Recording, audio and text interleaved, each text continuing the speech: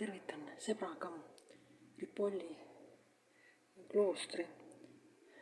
Ma ei tea, mis see on, pommiauk, kelder, nekroopolus on vist ametlikult selle nimi.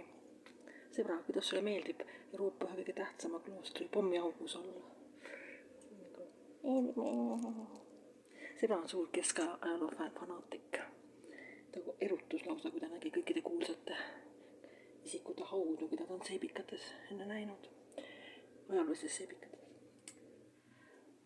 Nii, aga huvitav pommiauk, ma ei tea, see kirju, et siin on mõnes kohas on reliikvid enne olnud ja mingid haudu olnud ja väga põnev. Me oleme Euroopa hälli pommiaugus, nagu öeldakse.